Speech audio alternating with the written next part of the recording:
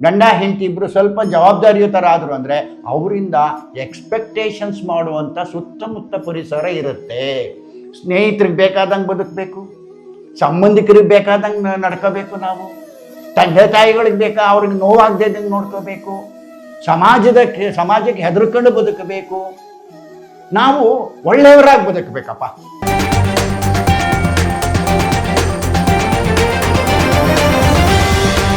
Hello ಗೆಳೆಯರೇ, ನಾನು ನಿಮ್ಮ ಡಾಕ್ಟರ್ ಲಕ್ಷ್ಮೀನಾರಾಯಣ್. ಇವತ್ತಿನ ವಿಚಾರ ಸಂಸಾರ ಸಾಗರ. ನೋಡಿ, ನಾವು ಬಾಲ್ಯದಿಂದ ಒಂದು ಯೌವನಕ್ಕೆ ಬರೋವರೆಗೂ ಕೂಡ ಯಾವುದೇ ಜವಾಬ್ದಾರಿ ಇರೋದಿಲ್ಲ. ಆನಂದವಾಗಿರ್ತೀವಿ, ಖುಷಿಯಾಗಿರ್ತೀವಿ, ನಮಗೆ ಹೆಂಗೆ ಬೇಕೋ ಹಂಗಿರ್ತೀವಿ. ನಮಗೆ ನೋಡ್ಕೊಳ್ಳೋದಕ್ಕೆ ತಾಯಿ ತಂದೆಗಳು ಇರ್ತಾರೆ. ನಮಗೇನಾದ್ರು ಬೇಕು ಅಂದರೆ ಅವರು ತಂದು ಕೊಡ್ತಾರೆ, ಅವರು ಒದಗಿಸ್ತಾರೆ, ನಮ್ಮ ಆರೈಕೆ ಮಾಡ್ತಾರೆ, ನಮ್ಮ ಬಗ್ಗೆ ಜವಾಬ್ದಾರಿ ತಗೊಂಡಿರ್ತಾರೆ. ಆದರೆ ಸಂಸಾರ ಅಂತ ಸ್ಟಾರ್ಟ್ ಆಗೋದು ಯಾವಾಗ? ನಾವು ಮದುವೆ ಆದ ನಂತರ ಸಂಸಾರ ಸ್ಟಾರ್ಟ್ ಆಗುತ್ತೆ. ಸಂಸಾರ ಅಂದ ಕೂಡಲೇ ಅಲ್ಲಿ ಜವಾಬ್ದಾರಿ, ಕರ್ತವ್ಯಗಳು, ನಂಬಿಕೆಗಳು, ವಿಶ್ವಾಸಗಳು, ದುಡಿಮೆ ಇವೆಲ್ಲವೂ ಸೇರ್ಕೊಂಡ್ಬಿಡ್ತವೆ. ಇವೆಲ್ಲವನ್ನು ಮೇಂಟೈನ್ ಮಾಡೋದಿದೆಯಲ್ಲ, ಅದು ಬಹಳ ಕಷ್ಟ. ನೋಡಿ, ನಾವು ಈ ಸಂಸಾರಕ್ಕೆ ನಾವು ಬಂದ ಕೂಡಲೇ ಅಲ್ಲಿ ದುಡಿಮೆ ಮೊದಲನೇ ಸ್ಥಾನ, ಎರಡನೇದು ಎಲ್ಲರ ಜೊತೆ ಹೊಂದಾಣಿಕೆ ಎರಡನೇ ಸ್ಥಾನ, ಮೂರನೇದು ನಮ್ಮ ಸಮಾಜದಲ್ಲಿ ನಾವು ಹೇಗೆ ಬದುಕಬೇಕು, ಎಷ್ಟು ಗೌರವದಿಂದ ಸ್ವಾಭಿಮಾನದಿಂದ ನಾವು ಬದುಕಬೇಕು ಅನ್ನೋದಕ್ಕೆ ಒಂದು ಸವಾಲು. ಅದು ನಮ್ಮಂತೆ ನಾವು ಬದುಕಿದ್ರೂ ಕೂಡ ಎಷ್ಟೋ ಬಾರಿ ನಾವು ಸಮಾಜಕ್ಕೋಸ್ಕರ, ಬಂಧುಗಳಿಗೋಸ್ಕರ, ಸ್ನೇಹಿತರುಗಳಿಗೋಸ್ಕರ, ನಮ್ಮ ನಂಬಿಕೆ ಆಚರಣೆಗಳಿಗೋಸ್ಕರ ನಾವು ಸಾಕಷ್ಟು ಕಾಂಪ್ರಮೈಸ್ ಆಗಬೇಕಾಗತ್ತೆ. ಎಷ್ಟೋ ಸಾರ್ತಿ ನಮಗೆ ಅಲ್ಲದೇ ಇರೋ ಬೇಡ ಅನಿಸಿದ್ದನ್ನು ಕೂಡ ಅಯ್ಯೋ ಜನ ಏನಂತಾರೆ, ಅಯ್ಯೋ ಸಮಾಜ ಏನನ್ನತ್ತೆ, ಅಯ್ಯೋ ನಾವು ಈ ಹಬ್ಬ ಮಾಡಲೇಬೇಕು, ನಾವು ಹಿಂಗೆ ಮಾಡದೇ ಇದ್ರಿ ಹೇಗೆ, ಅದನ್ನು ಮಾಡದೇ ಇದ್ರೆ ಹೇಗೆ, ಇದನ್ನು ಮಾಡದೇ ಇದ್ರಿ ಹೇಗೆ, ಈ ಥರದ ವಿಚಾರಗಳು ಹೆಚ್ಚಾಗ್ತಾ ಹೋಗ್ತವೆ. ನೋಡಿ, ಸಂಸಾರಕ್ಕೆ ಬಂದ ಕೂಡಲೇ ಮೊದಲನೇ ಪಾತ್ರ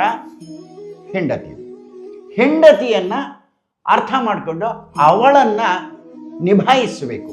ಅವಳನ್ನು ನಿಭಾಯಿಸೋದೇನು? ಅವಳ ಮಾನಸಿಕವಾದಂಥ ವಿಚಾರಗಳು, ಅವಳ ದೈಹಿಕವಾದಂಥ ವಿಚಾರಗಳು, ಅವಳ ಆಸೆ ಮತ್ತು ಕನಸುಗಳ ವಿಚಾರಗಳು, ಅವಳ ಜವಾಬ್ದಾರಿಗಳು, ಇವುಗಳನ್ನು ಮೇಂಟೈನ್ ಮಾಡಬೇಕು ಗಂಡಾದವನು. ಅದೇ ರೀತಿ ಹೆಣ್ಣು ಕೂಡ ಮಾಡ್ತಾಳೆ, ಇಲ್ಲ ಅಂತಲ್ಲ, ಅವಳಿಗೂ ಅದೇ ರೀತಿ ಇರ್ತದೆ. ಆದರೆ ನಂತರ ಮಕ್ಕಳಾದರೆ ಮಕ್ಕಳ ಜವಾಬ್ದಾರಿ, ಮಕ್ಕಳನ್ನು ಮುಂದಕ್ಕೆ ತರಬೇಕು. ಮಕ್ಕಳು ಒಳ್ಳೆಯ ಸಮಾಜದಲ್ಲಿ ಒಳ್ಳೆಯ ಗೌರವದಿಂದ ಬದುಕಬೇಕು, ಒಳ್ಳೆಯ ಉದ್ಯೋಗದಲ್ಲಿರಬೇಕು, ಒಳ್ಳೆ ರೀತಿ ಸಂಪಾದನೆ ಮಾಡಬೇಕು, ಸಮಾಜದಲ್ಲಿ ಅವನು ಒಳ್ಳೆ ಶ್ರೇಷ್ಠ ಅಂತ ಅನ್ನಿಸ್ಕೊಳ್ಬೇಕು ಅನ್ನುವುದಕ್ಕೋಸ್ಕರ ತಂದೆ ತಾಯಿಗಳು ಸಾಕಷ್ಟು ನಿರಂತರವಾಗಿ ತಮ್ಮತನವನ್ನು ಮರೆತು ಅವರು ದುಡಿಯೋಕ್ಕೆ ಶುರು ಮಾಡ್ತಾರೆ. ಅದಷ್ಟೇ ಆಯಿತಾ? ಇಲ್ಲ. ಮಕ್ಕಳು ಯಾವ ದಾರಿಗೆ ಹೋಗ್ತಿದ್ದಾರೆ, ಯಾವ ರೀತಿ ಇದ್ದಾರೆ, ಅವ್ರ ನಡವಳಿಕೆ ಏನು, ಅವ್ರ ಕ್ಯಾರೆಕ್ಟರ್ಗಳೇನು, ಅವ್ರ ಸ್ವಭಾವ ಏನು, ಅವ್ರ ಸ್ನೇಹಿತರು ಯಾರು, ಇವುಗಳನ್ನೆಲ್ಲ ಫಾಲೋ ಮಾಡಬೇಕಾಗುತ್ತೆ. ಜೊತೆಗೆ ಅಲ್ಲದೇನೆ ತಂದೆ ತಾಯಿಗಳ ಜವಾಬ್ದಾರಿ, ಜೀವನ ಕೊಟ್ಟಂತಹ ತಂದೆ ತಾಯಿಗಳ ಜವಾಬ್ದಾರಿ, ಅತ್ತೆ ಮಾವಂದಿರ, ಹಿರಿಯರಾದಂಥ ಅತ್ತೆ ಮಾವಂದಿರ ಜವಾಬ್ದಾರಿ, ಈ ಎಲ್ಲ ಜವಾಬ್ದಾರಿಗಳ ಜೊತೆಗೆ ಅಣ್ಣ ತಮ್ಮ, ಅಕ್ಕ ತಂಗಿಯರ ಜವಾಬ್ದಾರಿ, ಅವ್ರಿಗೇನು ಆಗು ಹೋಗುಗಳಿದೆಯೋ, ಅವ್ರಿಗೆ ಏನೇನು ಸಮಸ್ಯೆಗಳಿದೆಯೋ ಅವುಗಳಿಗೆ ನಾವು ತಲೆ ಕೆಡಿಸ್ಕೊಳ್ಬೇಕು. ಅವುಗಳಿಂದ ಅವರಿಗೆ ನಾವು ಸಮಾಧಾನ ಮಾಡಿದ್ರೆ ಅವರು ನಮ್ಮನ್ನು ಒಪ್ಕೋತಾರೆ. ನಾವೇನಾರು ಸ್ವಲ್ಪ ತಡ ಮಾಡಿದ್ರೆ, ಸ್ವಲ್ಪ ನಮಗೇನೋ ಸಮಸ್ಯೆಗಳಿದ್ದೋ ನೋಡೋಣ ಅಂತ ಹೇಳಿದ್ರೆ ಆಪಾದನೆಗಳಿಂದ ನಾವು ಹಿಂಸೆ ಪಡಬೇಕಾಗತ್ತೆ. ಈ ಆಪಾದನೆಗಳಿಂದ ನಾವು ಹಿಂಸೆ ಪಡೋದಕ್ಕೋಸ್ಕರ ನಮಗೆ ಎಷ್ಟೇ ಕಷ್ಟ ಆದ್ರೂ ಕೂಡ ಅವೆಲ್ಲವನ್ನು ಕೂಡ ನಿಭಾಯಿಸಬೇಕು. ಯಾವುದೇ ಗಂಡ ಹೆಂಡತಿ ಒಂದು ಕುಟುಂಬದಲ್ಲಿರುವಂಥವ್ರು. ಇದು ಸಂಸಾರ. ಮನೆಗೆ ಬೇಕಾಗಿರುವಂತಹ ದವಸ ಧಾನ್ಯ ಒದಗಿಸೋದು, ಮನೆಗೆ ಬೇಕಾಗಿರುವಂತಹ ಎಲ್ಲ ವ್ಯವಸ್ಥೆಗಳನ್ನು ಮಾಡುವಂಥದ್ದು. ಇವತ್ತು ಆಧುನಿಕ ಜಗತ್ತು ಕಣ್ರಿ, ಎಲ್ಲದಕ್ಕೂ ಬೇರೆ ಬೇರೆ ಯಂತ್ರದ ಮೆಷಿನ್ಗಳನ್ನು ತಂದು ಇಡಬೇಕು, ಅವುಗಳಿಗೆ ಲೋನ್ ಮಾಡಬೇಕು, ಅವಳೇ ಸಾಲ ತೀರಿಸಬೇಕು. ಅವೆಲ್ಲ ಮಾಡೋದಕ್ಕೆ, ಅವೆಲ್ಲ ಪೂರೈಸೋದಕ್ಕೆ ಅದರದ್ದೇ ಆದ ಸಂಪಾದನೆ ಬೇಕು, ಆದಾಯ ಬೇಕು. ಆದಾಯದ ಮೂಲ ಕಡಿಮೆಯಾಗಿ ಸಾಲ ಆದರೆ ಮತ್ತದಕ್ಕೆ ತಲೆ ಕೆಡಿಸ್ಕೊಳ್ಬೇಕು. ಅಯ್ಯೋ ಇದೇನ್ರಿ ಸಾಕಪ್ಪ ಸಂಸಾರ, ಯಾಕೆಂದ್ರೆ ಹೆಂಗಪ್ಪ ಇರಲಿ, ಯಾಕೆಂದ್ರೆ ಇಲ್ಲಿ ಗಂಡ ಹೆಂಡತಿ ಹೊಂದ್ಕೊಂಡು ಬದುಕಿಬಿಟ್ರೆ ಅತ್ತೆ ಮಾವಂದರು ಸೊಸೆಯಂದರು ಮಕ್ಕಳು ಎಲ್ಲ ಒಂದಾಗಿದ್ದರೆ ಅದು ಸುಂದರವಾದ ಕುಟುಂಬ ಕಣ್ರಿ. ಇವತ್ತಿನ ದಿನ ಒಂದೊಂದು ಮನಸ್ಸುಗಳೇ ಚೆನ್ನಾಗಿರೋದಿಲ್ಲ ಕಣ್ರಿ. ಯಾಕೆಂದರೆ ಯಾರು ಯಾರ ಮಾತನ್ನು ಕೇಳದೇ ಇರುವಂಥ ಕಾಲ ಆಗಿದೆ. ಯಾಕೆಂದರೆ ಎಲ್ಲರೂ ಅವ್ರವ್ರ ಲೆವೆಲಿಗೆ ಅವ್ರವ್ರ ಬುದ್ಧಿವಂತರು ಅಂತ ಅನ್ಕೊಂಬಿಟ್ಟಿರೋದ್ರಿಂದ ನಿಮ್ಮ ಮಾತು ನನಗಿಷ್ಟ ಆಗೋದಿಲ್ಲ. ಅದು ನಾನು ಹೇಳೋದು ನಿಮಗಿಷ್ಟ ಆಗೋದಿಲ್ಲ. ಇದು ಈ ಸಮಾಜದಲ್ಲಿ ಅಷ್ಟೇನಾ? ನಾವೆಲ್ಲಿ ದುಡಿಯೋಕೆ ಹೋಗ್ತೀವೋ, ಹೆಣ್ಣಾಗಲಿ ಗಂಡಾಗಲಿ, ಅಲ್ಲಿಯ ಕಿರಿಕಿರಿಗಳು, ಅಲ್ಲಿಯ ಒತ್ತಡಗಳು, ಅದನ್ನು ನಿಭಾಯಿಸ್ಕೊಳ್ಬೇಕು. ನಾವು ಮನೆಗೆ ಬರ್ತಿದ್ದಂಗೆ ಆಹಾರ ಪದ್ಧತಿಯನ್ನು ನಾವು ನಿಭಾಯಿಸಬೇಕು, ನಂಬಿಕೆಗಳನ್ನು ನಿಭಾಯಿಸಬೇಕು, ಮಕ್ಕಳ ಆರೋಗ್ಯದ ಬಗ್ಗೆ ಯೋಚನೆ ಮಾಡಬೇಕು. ಆಗಾಗ ಉಂಟಾಗುವಂಥ ಅನಾರೋಗ್ಯಕ್ಕೆ ಅದೊಂದು ಸವಾಲುಗಳವು, ಅವುಗಳನ್ನು ಪೂರೈಸಬೇಕು. ಇಷ್ಟೊತ್ತಿಗೆ 40-45 ವರ್ಷ ಆಗಿಬಿಡುತ್ತೆ ಕಣ್ರಿ. 40-45 ವರ್ಷ ಆಗಿರುವಂಥ ಗಂಡ ಹೆಂಡತಿನ ಯಾರನ್ನಾದರೂ ಕರೆದು ಕೇಳ್ರಿ ನೀವು, ಏನ್ರೀ ಸಂಸಾರ ಇದು? ನಿಮ್ಮ ಸಂಸಾರ ಎಷ್ಟು ಹ್ಯಾಪಿಯಾಗಿದೆಯಪ್ಪ ಅಂದ್ರೆ, ಅಯ್ಯೋ ನಾನು ಏನು ಹ್ಯಾಪಿಯಾಗಿದ್ದೀನಿ ಸ್ವಾಮಿ, ಸಾಕಪ್ಪ ಈ ಸಂಸಾರ ಅಂತ ಅನ್ನಿಸ್ಬಿಟ್ಟಿದೆ ನನಗೆ, ನಾನು ಬೇಡವೇ ಬೇಡ ಈ ಸಂಸಾರ, ಎಷ್ಟು ಅಂತ ನಾನು ದುಡಿಲಿ, ಎಷ್ಟು ಅಂತ ನಾನು ಹೊಂದ್ಕೊಂಡು ಹೋಗಲಿ. ಯಾಕೆಂದರೆ ಒಬ್ಬ ಸಂಸಾರದಲ್ಲಿ ಹಿರಿಯ ಮನುಷ್ಯನಾದ ಅಂತಂದರೆ, ಗಂಡ ಹೆಂಡತಿ ಇಬ್ಬರು ಸ್ವಲ್ಪ ಜವಾಬ್ದಾರಿಯುತರಾದರು ಅಂದರೆ ಅವರಿಂದ ಎಕ್ಸ್ಪೆಕ್ಟೇಷನ್ಸ್ ಮಾಡುವಂಥ ಸುತ್ತಮುತ್ತ ಪರಿಸರ ಇರುತ್ತೆ. ಸ್ನೇಹಿತರಿಗೆ ಬೇಕಾದಂಗೆ ಬದುಕಬೇಕು, ಸಂಬಂಧಿಕರಿಗೆ ಬೇಕಾದಂಗೆ ನಡ್ಕೋಬೇಕು, ನಾವು ತಂದೆ ತಾಯಿಗಳಿಗೆ ಅವ್ರಿಗೆ ನೋವಾಗದೇದಂಗೆ ನೋಡ್ಕೋಬೇಕು, ಸಮಾಜಕ್ಕೆ ಹೆದರ್ಕೊಂಡು ಬದುಕಬೇಕು, ನಾವು ಒಳ್ಳೆಯವರಾಗಿ ಬದುಕಬೇಕಪ್ಪ, ನಾವು ಒಂದು ರೀತಿಯ ಸ್ವಾಭಿಮಾನದಿಂದ ಬದುಕಬೇಕು ಅಂತ ಯಾರ್ಯಾರು ಅನ್ಕೊಂತೀವೋ ನಾವೆಲ್ಲರೂ ಕೂಡ, ಯಾರ್ಯಾರು ನನಗೋಸ್ಕರ ನಾನು ಬದುಕಬೇಕು ಅನ್ನೋದು ಭಾಳ ಕಡಿಮೆ ಆಗೋಗ್ಬಿಟ್ಟಿದೆ ಇವತ್ತಿನ. ನಾವೆಲ್ಲ ಬದುಕ್ತಾ ಇರೋದು ಸಮಾಜಕ್ಕೋಸ್ಕರ, ಬೇರೆಯವರಿಗೋಸ್ಕರ. ನಮಗೆ ಎಷ್ಟೇ ನೋವಾದ್ರೂ ಕೂಡ ಅದನ್ನು ತಡ್ಕೊಂಡು ಅದನ್ನು ಯಾರಿಗೂ ಹೇಳಲ್ಲ ಕಣ್ರಿ, ಯಾರಿಗೂ ಹೇಳಲ್ಲ. ಅದನ್ನು ಒಳಗೆ ನುಂಗಿಕೊಂಡು ನಾವು ಅದನ್ನೇ ನೋವನ್ನೇ ಅನುಭವಿಸ್ತಾನೆ ಇದೇ ಜೀವನ ಅಂತ ಅಂದ್ಕೊಂಡ್ಬಿಡ್ತೀವಿ. ಗಂಡ ಹೆಂಡತಿ ಇಬ್ಬರೂ ಕೂಡ ಬಹಳ ಅನ್ಯೋನ್ಯವಾಗಿದ್ದರೆ ಆ ಕುಟುಂಬದ ಸಮಸ್ಯೆನೇ ಇಲ್ಲ. ಸ್ವಲ್ಪ ವ್ಯತ್ಯಾಸಗಳಾದರೆ, ಮಕ್ಕಳು ಬೆಳೆದು ಹೇಳ್ದಂಗೆ ಕೇಳದೇ ಇದ್ದರೆ ಆ ಕುಟುಂಬದಲ್ಲಿ ಬಿರುಗಾಳಿ ಎದ್ದು ಬಿಡುತ್ತೆ ಕಣ್ರಿ. ಆ ಬಿರುಗಾಳಿನ ಬಿಡಿಸ್ಕೊಳ್ಳೋದು ಹೆಂಗ್ರಿ? ಅಷ್ಟೊತ್ತಿಗೆ ಈ ಸಂಸಾರನೂ ಸಾಕಪ್ಪ, ಎಷ್ಟೊತ್ತಿಗೆ ನಾ ಕಣ್ಣು ಮುಚ್ಕೋತೀನೋ, ಎಷ್ಟೊತ್ತಿಗೆ ಈ ಸಂಸಾರದಲ್ಲಿ ಇವ್ರನ್ನೆಲ್ಲ ಸಾಗಿ ಹಾಕಿ ಮಕ್ಕಳನ್ನೆಲ್ಲ ಒಂದು ಜವಾಬ್ದಾರಿ ಮಾಡಿ ನಾ ಎಲ್ಲೋ ಕಾಶಿಗೋ ರಾಮೇಶ್ವರಕ್ಕೋ ಹೊರಟೋಗ್ಬಿಡ್ತೀನಿ ಅನ್ನುವಂಥ ಮಾತುಗಳು ಮೊದಲೆಲ್ಲ ಬಹಳಷ್ಟು ಇದ್ವು ಕಣ್ರಿ. ಯಾಕಂದರೆ ಇದು ಸಂಸಾರ ಅನ್ನೋದು ಸಾಗರ ನೋಡಿ. ಸಂಸಾರದಲ್ಲಿ ಅರ್ಥ ಮಾಡಿಕೊಂಡು ನಿಜವಾದ ಜೀವನನ ಅರ್ಥ ಮಾಡಿಕೊಂಡು ಬದುಕಿದರೆ ಅಲ್ಲಿ ನಮಗೆ ನೆಮ್ಮದಿ ಇರುತ್ತೆ. ಮೇಲ್ಮಟ್ಟಕ್ಕೆ ಸಂಸಾರ ಬರೀ ಸಾಗರದಲ್ಲಿ ಅಲೆಯ ಅಬ್ಬರ ಜಾಸ್ತಿ. ಆರಂಭದ ದಿನಗಳಲ್ಲಿ ಅಲೆಗಳು ಅಬ್ಬರಿಸಿ ಬರ್ತವೆ, ಸಮಸ್ಯೆಗಳು ಅಬ್ಬರಿಸಿ ಬರ್ತವೆ, ಕಷ್ಟಗಳು ಅಬ್ಬರಿಸಿ ಬರ್ತವೆ, ಸಂಕಷ್ಟಗಳು ಅಬ್ಬರಿಸಿ ಬರ್ತವೆ, ಅವಮಾನಗಳಾಗ್ತದೆ, ನೊಂದ್ಕೊಂಡು ಬದುಕಬೇಕಾಗ್ತದೆ. ಆದರೆ ಎಲ್ಲವನ್ನು ಕೂಡ ಅರ್ಥ ಹೌದು, ಈ ಸಮಾಜದಲ್ಲಿ ಈ ಜೀವನನೇ ಹೀಗೆ ಇರೋದು. ನಾವು ಅಂದ್ಕೊಂಡಂಗೆ ಪೇಪರಲ್ಲಿ ಓದ್ದಂಗೆ, ಕತೆ ಓದ್ದಂಗೆ, ಸಿನಿಮಾ ನೋಡ್ದಂಗಿಲ್ಲ. ಈಗ ಇನ್ನೂ ಆಳಕ್ಕೆ ಇಳಿಬೇಕು. ನನ್ನ ಜವಾಬ್ದಾರಿ ಏನು, ನನ್ನ ಕರ್ತವ್ಯ ಏನು ಅಂತೇಳಿ ಅರ್ಥ ಮಾಡಿಕೊಂಡು ಅದಕ್ಕನುಗುಣವಾಗಿ ದುರಾಸೆ ಪಡದೆ ಎಷ್ಟು ಸಿಕ್ಕತ್ತು ಅಷ್ಟರಲ್ಲೇ ತೃಪ್ತಿ ಪಡುವ ಜೀವನವನ್ನು ಯಾರು ಮಾಡ್ತಾರೋ ಅವನು ಸಮುದ್ರದ ಆಳಕ್ಕೆ ಇಳಿತಾನೆ. ಸಮುದ್ರದ ಆಳಕ್ಕೆ ಹೋದಷ್ಟು ಅಲ್ಲಿ ನೋಡಿ ಶಾಂತ ವಾತಾವರಣ ಇರ್ತದೆ. ಆಗ ಯಾರು ಏನೇ ನಿಮ್ಮನ್ನು ಎಕ್ಸೈಟ್ ಮಾಡಿದ್ರು ಅದಕ್ಕೆ ನಾವು ಮರಳಾಗ್ದೇನೆ ಏನು ಮಾಡ್ತೀವಿ, ಹೌದಾ ನೋಡೋಣ ನೀವು ಹೇಳೋದು ಸರಿ ಆದರೆ ನೋಡ್ತೀನಿ, ಇಲ್ದಿರಿ ಇಲ್ಲ ಅಂತೇಳಿ ತಪ್ಪಿಸ್ಕೊಂಡ್ಬಿಡ್ತೀವಿ. ಇಲ್ಲದಾದ್ರೆ ಎಲ್ಲ ಆಸೆಗಳಿಗೂ ಬಿದ್ದುಬಿಟ್ರೆ ಸಾಲ ಮಾಡಿಬಿಡ್ತೀವಿ, ತೀರ್ಸೋಕ್ಕಾಗದೆ ಒದ್ದಾಡ್ತೀವಿ, ಲೋನ್ ಕಟ್ಟೋಕ್ಕಾಗದೆ ಒದ್ದಾಡ್ತೀವಿ, ಶಾಲಾ ಕಾಲೇಜ್ ಫೀಸ್ ಕಟ್ಟೋಕ್ಕಾಗದಲ್ಲಿ ಇನ್ನೆಲ್ಲೋ ಬಡ್ಡಿಗೆ ತರ್ತೀವಿ. ಒಂದಲ್ಲ ಎರಡಲ್ಲ ಕಣ್ರಿ ಸಂಸಾರ ಅನ್ನುವಂಥದ್ದು. ಈ ಸಂಸಾರವನ್ನು ದಾಟಿಸೋದು ಅಷ್ಟು ಸುಲಭವಲ್ಲ. ನಮ್ಮ ಬಸವಣ್ಣವರೇ ಒಂದು ಮಾತು ಹೇಳ್ತಾರೆ, ಗಮನದಲ್ಲಿರ್ಬೇಕು ನೀವು. ಏನು? ಸಂಸಾರ ಅಂದರೆ ಕಾಲಿಗೆ ಕಟ್ಟಿದ ಗುಂಡು, ಕೊರಳಿಗೆ ಕಟ್ಟಿದ ಬೆಂಡು, ತೇಲಲಿಯದು ಗುಂಡು, ಮುಳುಗಲಿಯದು ಬೆಂಡು. ಅಂದರೆ ಕಾಲಿಗೆ ಕಬ್ಬಣದ ಗುಂಡು ಕಟ್ಬಿಟ್ಟು ಕುತ್ತಿಗೆಗೆ ಬೆಂಡನ್ನು ಕಟ್ಬಿಟ್ಟು ಬಾವಿ ಒಳಗೆ ಎತ್ತಾಕ್ಬಿಟ್ರೆ ಗುಂಡು ಕೆಳಗೆಳೀತಿರ್ತದೆ, ಬೆಂಡು ಮೇಲೆ ಕೆಳೀತಿರ್ತದೆ. ಅಂತಹ ಪರಿಸ್ಥಿತಿಯೇ ಸಂಸಾರ ಅಂದರೆ ಅಂತೇಳಿ ಬಸವಣ್ಣವ್ರು ಹೇಳ್ತಾರೆ. ಕಾಲಿಗೆ ಕಟ್ಟಿದ ಗುಂಡು, ಕೊರಳಿಗೆ ಕಟ್ಟಿದ ಬೆಂಡು, ತೇಲಲಿಯದು ಗುಂಡು, ಮುಳುಗಲಿಯದು ಬೆಂಡು, ಇಂತಪ್ಪ ಸಂಸಾರ ಶರದಿಯ ದಾಟಿಸೋ ಕೂಡಲ ಸಂಗಮ ದೇವ.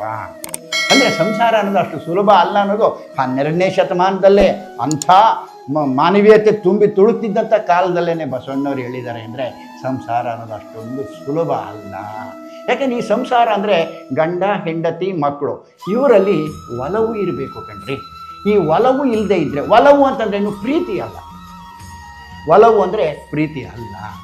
ಅದು ಒಲವು ಅಂದರೆ ಎಲ್ಲ ವಿಚಾರಗಳನ್ನು ಕೂಡ ಅಭಿಮಾನದಿಂದ ಕೇಳಿಸ್ಕೊಳ್ಳೋದು, ಅದಕ್ಕೆ ನಾವು ರಿಯಾಕ್ಟ್ ಮಾಡೋದು, ಅದು ಒಲವು ಅಂತ ಕರೀತಾರೆ. ಗೊತ್ತಾಯ್ತು? ಯಾಕೆಂದರೆ ಗಂಡ ಹೆಂಡತಿ ಅದರಲ್ಲೂ ಮುಖ್ಯ ಪಾತ್ರ ವಹಿಸೋರು ಗಂಡ ಹೆಂಡತಿ. ನಾನು ಬಡವಿ ಆತ ಬಡವ, ಒಲವೇ ನಮ್ಮ ಬದುಕು. ಅಂದರೆ ನಾನು ಬಡವಿ ಅಂದರೆ ದುಡ್ಡು ಕಾಸಿನಲ್ಲ, ನಾನು ಹೆಚ್ಚಿಗೆ ತಿಳ್ಕೊಂಡಿಲ್ಲ, ನೀನೇನು ಹೇಳ್ತೀಯೋ ಅದನ್ನು ನಾನು ಒಪ್ಕೋತೀನಿ, ಕೇಳ್ತೀನಿ, ಯೋಚನೆ ಮಾಡ್ತೀನಿ ಅನ್ನೋದು. ಗಂಡ ಹೇಳಿದ ಮಾತನ್ನು ಹೆಂಡತಿ ಸ್ವೀಕರಿಸಬೇಕು, ಹೆಂಡತಿ ಹೇಳಿರೋ ಮಾತನ್ನು ಗಂಡ ಸ್ವೀಕರಿಸಬೇಕು. ಆವಾಗ ನನಗೂ ಗೊತ್ತಿಲ್ಲ ನಿನಗೂ ಗೊತ್ತಿಲ್ಲ, ಇಬ್ಬರು ಕೂತು ಡಿಸ್ಕಸ್ ಮಾಡಿ ಆನಂತರ ಯಾವುದು ಸರಿ ಅನಿಸುತ್ತೋ ಇಬ್ಬರು ತೀರ್ಮಾನ ಮಾಡಿ ಹೆಜ್ಜೆ ಇಟ್ಟರೆ ಅಂಥ ಕುಟುಂಬದಲ್ಲಿ ಸಮಸ್ಯೆಗಳು ಸಂಕಷ್ಟಗಳು ಕಡಿಮೆ. ಪ್ರಾಕ್ಟಿಕಲ್ ಆಗಿ ಇರಬೇಕು. ನಾನು ಬಡವಿ ಆತ ಬಡವ, ಒಲವೇ ನಮ್ಮ ಬದುಕು. ನಾವು ಪ್ರತಿಯೊಂದನ್ನು ಕೇಳಿಸ್ಕೋತೀವಿ, ಪ್ರತಿಯೊಂದನ್ನು ಮಾತಾಡ್ತೀವಿ, ಪ್ರತಿಯೊಂದಕ್ಕೂ ಸ್ಪಂದಿಸ್ತೀವಿ, ಆದರೆ ಯಾವುದು ಸರಿ ಅನ್ನೋದನ್ನು ತೀರ್ಮಾನ ನಾವೇ ಮಾಡ್ತೀವಿ ಅನ್ನೋಂಥದ್ದು. ಬಳಸಿಕೊಂಡೆವು ಅದನ್ನೇ ನಾವು, ಅದಕ್ಕೂ ಇದಕ್ಕೂ ಎದಕ್ಕೂ ಆ ಒಲವಿನ ಮಾತಿದೆಯಲ್ಲ ಅದನ್ನು ಎಲ್ಲ ಕಡೆನೂ ಬಳಸ್ಕೋತೀವಿ. ಬರೀ ಮನೇಲೇ ಅಷ್ಟೇ ಅಲ್ಲ, ಒಂದು ವ್ಯವಹಾರದಲ್ಲಿ ಯಾವುದು ಸರಿ ಯಾವುದು ತಪ್ಪು, ಒಂದು ಸಂಪಾದನೆಯಲ್ಲಿ ಯಾವುದು ಸಂಪಾದನೆ ಸರಿ ಯಾವ ಸಂಪಾದನೆ ತಪ್ಪು, ಯಾರು ಸರಿ ಯಾರು ಸರಿ ಇಲ್ಲ, ನಾನು ಸರಿ ಇದ್ದೀನಾ ನೀನು ಸರಿ ಇದೆಯಾ ಅಂಥೇಳಿ ನಾವು ಮೊದಲು ನಮ್ಮ ಜೊತೆನೇ ನಾವು ಮಾತಾಡ್ಕೋಬೇಕು. ನಮ್ಮ ಜೊತೆ ನಾವು ಮಾತಾಡ್ಕೊಂಡ್ರೆ ನಾನೇನು ಅಂತ ನನಗೆ ಗೊತ್ತಾಗುತ್ತೆ. ಯಾಕೆಂದರೆ ನಾನೇನು ಅಂತ ನನಗೆ ಗೊತ್ತಿರೋಷ್ಟು ಪರ್ಫೆಕ್ಟಾಗಿ ಯಾರಿಗೂ ಗೊತ್ತಿರೋದಿಲ್ಲ. ಹಾಗಾಗಿ ಒಲವೇ ನಮ್ಮ ಬದುಕಾಗಬೇಕು. ಯಾಕೆಂದರೆ ಇಲ್ಲಿ ಏನು ಅಂದರೆ ಸಂಸಾರ ಅಂದ ಕೂಡಲೇ ಅರಿಷಡ್ವರ್ಗಗಳು ಕಾಡ್ತವೆ ಕಣ್ರಿ. ಅರಿಷಡ್ವರ್ಗ ಅಂದರೆ ಯಾವುದು? ಕಾಮ, ಕ್ರೋಧ, ಲೋಭ, ಮೋಹ, ಮದ, ಮತ್ಸರ ಅಂತೇಳಿ ಈ 6 ಇದಾವಲ್ಲ, ಪ್ರತಿಯೊಂದು ಮನುಷ್ಯನಲ್ಲಿ ತುಂಬಿ ತೊಳುತ್ತಾ ಇದೆ ಕಣ್ರಿ. ಆದರೆ ಇದು ಇದ್ದೇ ಇರುತ್ತೆ, ಇರಲೇಬೇಕು. ಆದರೆ ಅದಕ್ಕೊಂದು ಮಿತಿ ಇರುತ್ತೆ. ಆ ಮಿತಿಯೊಳಗೆ ಅವುಗಳು ನಮ್ಮನ್ನು ಬಳಸ್ಕೊಂಡ್ರೆ ಆವಾಗ ನೋಡಿ ನಮ್ಮ ಜೀವನದಲ್ಲಿ ಸಮಸ್ಯೆಗಳು ಕಡಿಮೆ ಆಗ್ತವೆ. ಇಂಥ ಸಂಸಾರವನ್ನು ದಾಟಿಸೋದು ಅಷ್ಟೊಂದು ಸುಲಭ ಅಲ್ಲ. ಹಿಂದಿನ ಕಾಲದಲ್ಲಿ ಹೇಳ್ತಾ ಇದ್ರು, ಓಹೋ ಮದುವೆ ಮಾಡೋ ತುಂಬ ರಾಗಿ ಬೀಸಬೇಕು ನೀನು ಅಂದರೆ ತುಂಬ ಕಷ್ಟ ಇದೆ ಸಂಸಾರ ಅನ್ನೋದು ಅಂಥದ್ದು. ಯಾರಾದರೂ ಒಬ್ಬ ಹುಡುಗ ತುಂಬ ತರಲೆ ಆಗಾಡ್ತೀರಿ, ಇವನು ಮದುವೆ ಮಾಡು ಸರಿ ಹೋಯ್ತಾನೆ ಅಂತ ಹೇಳೋರು. ಅಂದರೆ ಸಂಸಾರಕ್ಕೆ ಹಾಕ್ಬಿಟ್ರೆ ಕಾಲಿಗೆ ಕಟ್ಟಿದ ಗುಂಡು ಕೊರಳಿಗೆ ಕಟ್ಟಿದ ಬೆಂಡು, ಅಲ್ಲಾಡಲ್ಲ. ಅದು ಯಾರು ಪ್ರಾಮಾಣಿಕವಾಗಿ ಸಂಸಾರಸ್ಥನಾಗಿ ಗೃಹಸ್ಥ ಗೃಹಿಣಿಯರಾಗಿ ಸಂಸಾರ ಮಾಡ್ತೀವಿ ಅನ್ನೋವಂಥವ್ರಿಗೆ ಇಷ್ಟು ಸಮಸ್ಯೆ ಬಂದ್ರೂ ಕೂಡ ಮುಂದಿನ ದಿನಗಳಲ್ಲಿ ಅವರ ಅಂತ್ಯದ ಕಾಲದಲ್ಲಿ ಬಹಳ ಹ್ಯಾಪಿಯಾಗಿರ್ತಾರೆ ಕಣ್ರಿ. ಇದನ್ನು ಅಲ್ಲಮ ಪ್ರಭು ಒಂದು ಮಾತು ಹೇಳ್ತಾರೆ, ಹೇಳ್ಬಿಡ್ಬೇಕು. ಸಂಸಾರವೆಂಬ ಹೆಣ ಬಿದ್ದಿರೆ ತಿನ್ನ ಬಂದ ನಾಯ ಜಗಳವ ನೋಡಿರಿ ಅಂತಾರೆ. ಸಂಸಾರ ಅನ್ನೋದು ಹೆಣಕ್ಕೆ ಹೋಲಿಸ್ಬಿಟ್ರು. ಅಲ್ಲಿ ಸಾರ ಇರಬೇಕು, ಸಾರ ಇಲ್ಲದಿದ್ರೆ ಸಂಸಾರ ಆಗೋದೇ ಇಲ್ಲ. ಆದರೆ ಆ ಹೆಣ ಯಾವುದು? ಸಂಸಾರ. ಆ ನಾಯಿಗಳು ಯಾವುದು? ಋಷಡ್ವರ್ಗಗಳು. ಕಾಮ, ಕ್ರೋಧ, ಲೋಭ, ಮೋಹ, ಮದ, ಮತ್ಸರ ಎನ್ನುವಂಥ ನಾಯಿಗಳು ಒಂದಲ್ಲ ಒಂದು ಬಂದು ಕಿತ್ಕೊಂತಿರ್ತವೆ. ಕಾಮ ಅಂದಾಕ್ಷಣಕ್ಕೆ ನಾವು ಜನರಲ್ಲಾಗಿ ಮಾತಾಡ್ತೀವಲ್ಲ, ಆ ರೀತಿ ಹೆಣ್ಣು ಗಂಡಿನ ಸಂಬಂಧದ್ದಲ್ಲ ಅದು. ಕಾಮ ಅಂದರೆ ಆಸೆ ಅಂತ ಹೇಳಿ, ಕಾಮಾತುರಾಣಂ ನಾಭಯಂ ನಾಲಜ್ಜ ಅಂತಾರೆ. ಕಾಮಕ್ಕೆ ಆಸೆ ಅಂದರೆ ಆಸೆಗೆ ಬಲಿಯಾದವನು. ದುರಾಸೆ ಹೆಚ್ಚಾದರೆ ಅವನಿಗೆ ನಾಚಿಕೆ ಮಾನ ಮರ್ಯಾದೆ ಏನೂ ಇಲ್ಲದಂಗೆ ಸಂಪಾದನೆ ಮಾಡೋದ್ರ ಕಡೆ ಗಮನ ಕೊಡ್ತಾನೆ ಅಂತೀವಲ್ಲ, ಅದು ಕಾಮಾತುರಾಣಂ ನಾಭಯಂ ನಾಲಜ್ಜ. ಅವನಿಗೆ ಭಯನೂ ಇಲ್ಲ, ಲಜ್ಜೆ ನಾಚಿಕೆ ಇಲ್ಲ ಅಂತ ಹೇಳಿ. ಅಂದರೆ ಕಾಮ, ಕ್ರೋಧ, ಅದು ಕೋಪ ಬೇಕು ಸಂಸಾರದಲ್ಲಿ, ಎಷ್ಟಿರಬೇಕು ಅಷ್ಟೇ ಇರಬೇಕು. ಮೋಹ ಅತಿಯಾದಷ್ಟು ನರಕ ಜಾಸ್ತಿ ನಮಗೇನೆ. ಮಕ್ಕಳು ಅಂತೇಳಿ ಅತಿಯಾಗಿ ವ್ಯಾಮೋಹ ಪಟ್ಟರೆ, ನನಗೆ ಬೇಕಾದವರು ಅಂತ ಅತಿಯಾಗಿ ವ್ಯಾಮೋಹ ಪಟ್ಟರೆ ಆ ಮೋಹ ಬಹಳ ನಮಗೆ ಆಪತ್ತಿ ತಗೊಂಡೋಗ್ಬಿಡ್ತದೆ. ಮದ, ಮತ್ಸರ, ಮೋಹ, ಈ ಥರದ 6 ಅರಿಷಡ್ವರ್ಗಗಳು ಸಂಸಾರನ ಕಿತ್ತು ತಿಂತಾ ಇರ್ತವೆ. ಅಲ್ಲಮ ಪ್ರಭು ಚೆನ್ನಾಗಿ ಹೇಳ್ತಾರೆ. ಹಾಗೆ ಸಂಸಾರ ದಾಟಿಸುವಂಥದ್ದು, ಸಂಸಾರ ಸಾಗಿಸುವಂಥದ್ದು ಬರೀ ಸಂಪಾದನೆ ಮಾಡಿದಾಕ್ಷಣಕ್ಕಾಗಲಿಲ್ಲ. ಅದನ್ನು ಹೇಗೆ ಬಳಸ್ಕೋಬೇಕು, ಅದನ್ನು ಹೇಗೆ ನಮ್ಮದನ್ನಾಗಿ ಮಾಡ್ಕೋಬೇಕು. ಯಾವುದೇ ಆದರೂ ಅದು ಅನುಭವಿಸ್ಬೇಕಂಡ್ರಿ. ನಾವು ಜೀವನನ ಅನುಭವಿಸೋದು ಹಲವಾರು ರೂಪಗಳಿದ್ದಾವೆ. ಅನುಭವಿಸೋದು ಅಂದರೆ ಇದು ಒಳ್ಳೆಯದನ್ನು ನೋಡಿದ್ರೂ ಕೂಡ ಸಂತೋಷ ಆದರೆ ಅದು ಅನುಭವ ಅಲ್ವೇ?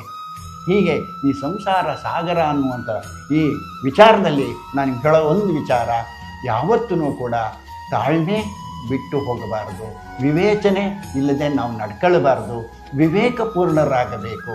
ಆದಷ್ಟು ನಾವು ಇನ್ನೊಬ್ಬರ ಮನಸ್ಸಿಗೆ ನೋವಾಗದಂತೆ ಬದುಕಬೇಕು, ನಮ್ಮ ದುಡಿಮೆಯಲ್ಲೇ ನಾವು ಬದುಕಬೇಕು. ನನ್ನ ಹತ್ರ ಎಷ್ಟಿದೆಯೋ ಅಷ್ಟರಲ್ಲೇ ನನ್ನ ಜೀವನವನ್ನು ನಾನು ಸಾಗಿಸ್ತೀನಿ ಅಂಥೇಳಿ ನಾವು ಹೆಚ್ಚಿಗೆ ಆಸೆಗಳನ್ನು ಪಡೆದೆ ಮೋಹಕ್ಕೆ ಒಳಗಾಗದೆ ಇದ್ದರೆ ಸಂಸಾರ ಅನ್ನುವಂಥದ್ದು ಆ ಸಾಗರ ಶಾಂತವಾಗಿರ್ತದೆ ಕಣ್ರಿ. ಈ ಅರಿಷಡ್ವರ್ಗಗಳನ್ನು ಯಥೇಚ್ಛವಾಗಿ ನಾವು ಬಿಟ್ವಿ ಅಂತಂದರೆ ಸಂಸಾರ ಸಾಗರದ ಅಲೆಗಳಂತೆ ಯಾರನ್ನು ಬೇಕಾದರೂ ಕುಚ್ಕೊಂಡು ಹೋಗ್ತಿರ್ತದೆ, ಕುಚ್ತಾ ಇರ್ತದೆ. ಹಾಗಾಗಿ ಇಂತಹ ಸಂಸಾರ ಸಾಗರದ ಬಗ್ಗೆ ನಾವು ಹೆಂಗಿರಬೇಕು ಅನ್ನೋದನ್ನು ನನಗೆ ತಿಳಿದ ವಿಚಾರನ ತಮ್ಮಲ್ಲಿ ಹೇಳ್ಕೊಂಡಿದ್ದೀನಿ. ಇವತ್ತಿಗೆ ಈ ವಿಚಾರವನ್ನು ಇಲ್ಲಿಗೆ ಮುಗಿಸ್ತಾ ಮುಂದಿನ ಎಪಿಸೋಡಲ್ಲಿ ಬೇರೊಂದು ವಿಚಾರದೊಂದಿಗೆ ನಿಮ್ಮನ್ನು ಭೇಟಿಯಾಗ್ತೀನಿ. ಅಲ್ಲಿಯವರೆಗೂ ನಮಸ್ಕಾರ ಗೆಳೆಯರೇ.